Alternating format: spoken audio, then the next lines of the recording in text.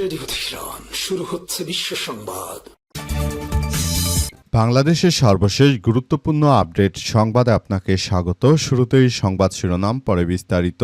প্রথমেই জানাবো, বঙ্গভবন ছাড়লেন মোহাম্মদ শাহাবুদ্দিন চুপ্পু।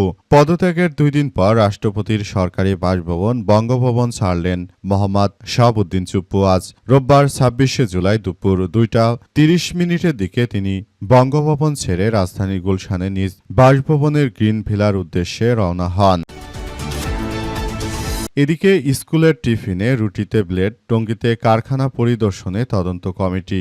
বরিশালের গৌরনদী হরিসেনা সরকারি প্রাথমিক বিদ্যালয়ে শিক্ষার্থীদের জন্য সরবরাহ করা টিফিনের রুটির ভেতরে ধারালো বেলেট উদ্ধারের ঘটনায় খাদ্য নিরাপত্তা এবং খাদ্য উৎপাদন ও সরবরাহকারী প্রতিষ্ঠানের টঙ্গীর কোকোলা ফুড প্রোডাক্ট লিমিটেডের কারখানা পরিদর্শন করেছে তদন্ত কমিটি। এবারে জানাবো, অধিকার বুঝে নেওয়ার সঙ্গে সঙ্গে যথাযথ দায়িত্ব পালনের আহ্বান হাসনাত আব্দুল্লাহর। অধিকার বুঝে নেওয়ার সঙ্গে সঙ্গে সবাইকে যার যার জায়গা থেকে যথাযথভাবে দায়িত্ব পালন করার আহ্বান জানিয়েছেন জাতীয় নাগরিক পার্টি এনসিপির দক্ষিণাঞ্চলের মুখ্য সংগঠক ও সংসদ সদস্য হাসনাত আব্দুল্লাহ। আজ বিকেলে নড়াইল শহরের পুরাতন বাস টার্মিনাল এলাকায় জুলাই পদযাত্রা পথসভা আয়োজন করে জেলা জাতীয় নাগরিক পার্টি এনসিপি। ওই সভায় প্রধান অতিথির বক্তৃতায় তিনি এমন কথা জানান। এরপর জানাবো, সেনা সদর নির্বাচনী পর্ষদ 2026-এর উদ্বোধন করলেন প্রধানমন্ত্রী তারেক রহমান। বাংলাদেশ সেনাবাহিনী সদর দপ্তরে সেনা সদর নির্বাচনী পর্ষদ 2026-এর আনুষ্ঠানিক উদ্বোধন করেছেন প্রধানমন্ত্রী তারেক রহমান। এবং সর্বশেষ জানাবো, 15 দিনে 200 মার্কিন সেনা হত্যার দাবি ইরানের। ইরানের সঙ্গে শেষ 15 দিনের সংঘাতে 200 জনের বেশি মার্কিন সেনা নিহত হয়েছে বলে দাবি করেছে দেশটির ইসলামী রেভলিউশনারি গার্ড কোর আইআরজিসির সদস্যরা। তারা বলছে, পেন্টাগনের প্রকাশিত হতাহতের তথ্য পুরোটাই ফেক। তাসনিম নিউজ এজেন্সিকে দেওয়া এক সাক্ষাৎকারে আইআরজিসির মুখপাত্র হুসাইন মোহবি জানিয়েছেন, অপারেশন ভিক্টোরি 2-এর অধীনে ইরানের পাল্টা হামলায় যুক্তরাষ্ট্রের ক্ষয়ক্ষতি এবং হতাহতের সংখ্যা ওয়াশিংটন যেটি প্রকাশ করেছে তা প্রকৃত সংখ্যার থেকে অনেক বেশি। মোহবি দাবি করেছেন যে যুক্তরাষ্ট্রের নিহত সেনার সংখ্যা 200 জনের বেশি। প্রিয় দর্শক, এতক্ষণ শুনছিলেন সংবাদ শিরোনাম, এবারে বিস্তারিত। তবে তার আগে বন্ধুরা, অনুরোধ থাকবে এই সংবাদটিতে একটি লাইক দিন। এই চ্যানেলে আপনি নতুন হয়ে থাকলে আমাদের সংবাদটি দেখতে দেখতে চ্যানেলটি সাবস্ক্রাইব করে রাখুন। কমেন্ট করে বন্ধুরা আপনার মূল্যবান মতামত জানিয়ে দিন আপনি বিশ্বের কোন দেশ থেকে বা বাংলাদেশের কোন স্থান থেকে আমাদের সংবাদটি দেখছেন এবং শুনছেন। আর বন্ধুরা, সংবাদটি আপনার সোশ্যাল মিডিয়া ফেসবুকে শেয়ার করে বন্ধুদেরও দেখার সুযোগ করে দিন। গাজা যুদ্ধে আপনি যদি নিরীহ ফিলিস্তিনিদের ভালোবেসে থাকেন বন্ধুরা, কমেন্টে ইয়েস লিখে পুরো বিশ্ববাসীকে আমাদের এই তাজা আপডেটটি দেখার সুযোগ করে দিন। এবারে বিস্তারিত। অধিকার বুঝে নেওয়ার সঙ্গে সঙ্গে যথাযথ দায়িত্ব পালনের আহ্বান হাসনাত আব্দুল্লাহ। হাসনাত আব্দুল্লাহ বলেছেন যে এতক্ষণ পর্যন্ত বাংলাদেশে বিদ্যমান সমস্যাগুলো নিয়ে আমরা কথা বলেছি এবং সেগুলো কিভাবে সমাধান করা যায় সেসব বিষয় নিয়ে আমরা একসঙ্গে কথা বলেছি। কিন্তু আমি বলতে চাই যে শুধুমাত্র এদেশের সমস্যাগুলো দেখলে হবে না, সমস্যাগুলো সমাধানে আপনার করণীয় কি এবং সমস্যা সমাধান হয়ে গেলে আপনার যথাযথভাবে দায়িত্ব পালন করতে হবে বলে জানান তিনি। হাসনাত আব্দুল্লাহ আরও জানিয়েছেন যে তাই আমি সবাইকে বলতে চাই, যার যার জায়গা থেকে যে কোনো পরিস্থিতি খুব সুন্দরভাবে মোকাবেলা করতে হবে এবং সবকিছুকে একটি সুন্দর ও সমৃদ্ধির পথে এগিয়ে নিয়ে যাওয়ার প্রতি উদাত্ত আহ্বান জানিয়েছেন হাসনাত আব্দুল্লাহ। তিনি আরও জানিয়েছেন যে আমরা বিষয়গুলোকে খুবই গুরুত্ব সহকারে দেখছি।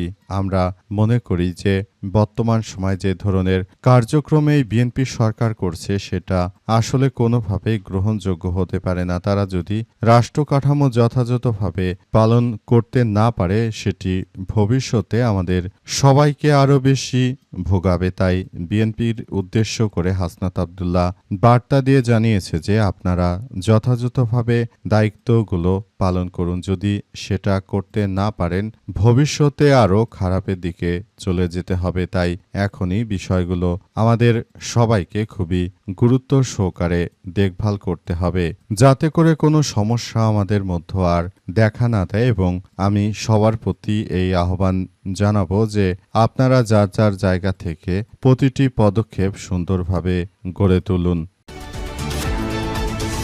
বঙ্গভবন ছাড়লেন মোহাম্মদ শাহাবুদ্দিন চুপ্পু। পদত্যাগের 2 দিন পর আজ রাষ্ট্রপতির সরকারি বাসভবন বঙ্গভবন ছেড়েছেন মোহাম্মদ শাহাবুদ্দিন চুপ্পু। আজ দুপুর 2:25 তিনি বঙ্গভবন ছেড়ে রাজধানীর গুলশানে নিজ বাসভবন গ্রিন ভিলার উদ্দেশ্যে রওনা হয়েছেন। এর আগে গত 24শে জুলাই রাষ্ট্রপতির পদ থেকে পদত্যাগ করেন শাহাবুদ্দিন চুপ্পু। সংবিধান অনুযায়ী তিনি 5 বছরের জন্য রাষ্ট্রপতি হিসেবে নির্বাচিত হলেও দায়িত্ব পালন করেছেন 3 বছর 3 মাস।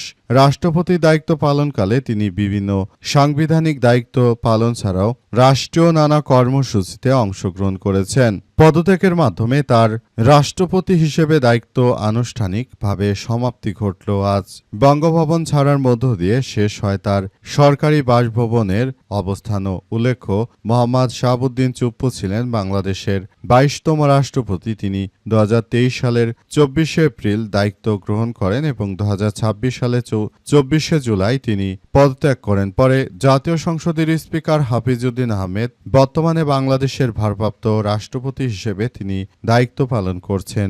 এই মুহূর্তে শাহাবুদ্দিন চুপ্পু তার বিরুদ্ধে শিক্ষার্থীরা বিভিন্ন অভিযোগ এনেছে। ইসলামী ব্যাংকের শেয়ার কেলেঙ্কারি থেকে শুরু করে এমন কোনো ধরনের ঘটনা নেই যার সঙ্গে শাহাবুদ্দিন চুপ্পু আসলে জড়িত নেই। তাই তার বিরুদ্ধে যথাযথ ব্যবস্থা গ্রহণ করতেই শিক্ষার্থীরা আসলে ব্যাপকভাবে কার্যক্রম শুরু করেছে। এ অবস্থায় শাহাবুদ্দিন চুপ্পুকে নাকি গ্রেপ্তার করা হবে না বলে জানিয়েছেন স্বরাষ্ট্রমন্ত্রী সালাউদ্দিন। তিনি জানান যে কোনো রাষ্ট্রপতি পদত্যাগের পরই তার বিরুদ্ধে আইনগত কোনো ফৌজদারি ব্যবস্থা নেওয়া যাবে না। আসলে আমরা বিষয়গুলোকে দেখতে পাচ্ছি যে রাষ্ট্রপতি শাহাবুদ্দিন চুপ্পুর বিরুদ্ধে যদি কোনো ব্যবস্থা গ্রহণ না করা হয় ভবিষ্যতে আরও অনেকেই তার মতো এই ধরনের ঘটনাগুলো ঘটাবে, তখন তাদের বিরুদ্ধে কিন্তু কেউ কোনো ধরনের ব্যবস্থা গ্রহণ করবে না। তাই রাষ্ট্রপতি শাহাবুদ্দিন চুপ্পুর বিরুদ্ধে যথাযথভাবে ব্যবস্থা গ্রহণ করা উচিত ছিল, কিন্তু বিষয়টি আসলে তারা করল না। স্কুলের টিফিনে রুটিতে ব্লেড, টঙ্গীতে কারখানা পরিদর্শনে তদন্ত কমিটি। বরিশালের গৌরনদী হরিসেনা সরকারি প্রাথমিক বিদ্যালয়ে শিক্ষার্থীদের জন্য সরবরাহ করা টিফিনের রুটির ভেতর থেকে ধারালো ব্লেড উদ্ধারের ঘটনায় খাদ্য উৎপাদন ও সরবরাহকারী প্রতিষ্ঠান টঙ্গী কোকাকোলা ফুড প্রোডাক্ট লিমিটেডের কারখানা পরিদর্শন করেছে তদন্ত কমিটি। আজ দুপুর থেকে রাত 9টা পর্যন্ত তদন্ত কমিটির সদস্যরা কারখানা বিভিন্ন সেকশন ঘুরে ঘুরে দেখেন এবং আলামত সংগ্রহ করেন। এ সময় উপস্থিত ছিলেন গৌরনদী উপজেলা নির্বাহী কর্মকর্তা ইউএনও মোহাম্মদ ইব্রাহিম, তদন্ত কমিটির আহ্বায়ক গৌরনদী উপজেলা কৃষি কর্মকর্তা সেকেন্দার শেখ, কমিটির সদস্য উপজেলা মেডিকেল অফিসার শৌফিক সরকার, উপজেলা স্যানিটারি ইন্সপেক্টর শঙ্কর কুমার দাস এবং কমিটির সদস্য সচিব উপজেলা প্রাথমিক শিক্ষা ও কর্মকর্তা একেএম নুরুল আলম মৃধা। পরিদর্শন শেষে তদন্ত কমিটির সদস্যরা বলেন যে গত 22শে জুলাই বরিশাল জেলার গৌরনদী উপজেলা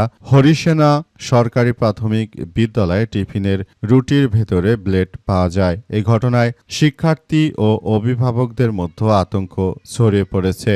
বিষয়টি জানাজানি হলে ঘটনার কারণ উদ্ঘাটনে তদন্ত কমিটি গঠন করা হয়। তদন্ত কার্যক্রমে অংশ হিসেবে খাদ্য উৎপাদন এবং সরবরাহকারী প্রতিষ্ঠানে সরেজমিনে পরিদর্শন করা হয়েছে। সেনা সদর নির্বাচনী পর্ষদ 2026 উদ্বোধন করলেন প্রধানমন্ত্রী তারেক রহমান। বাংলাদেশ সেনাবাহিনী সদর দপ্তর সেনা সদর নির্বাচনী পর্ষদ 2026-এর আনুষ্ঠানিক উদ্বোধন করেছেন প্রধানমন্ত্রী তারেক রহমান। আজ আয়োজিত এই উদ্বোধনী অনুষ্ঠানে সেনাবাহিনী কর্নেল ও লেফটেন্যান্ট কর্নেল পদবীর যোগ্য কর্মকর্তা পরবর্তী পদোন্নতির জন্য বিবেচনায় আনার কার্যক্রম শুরু হয়েছে।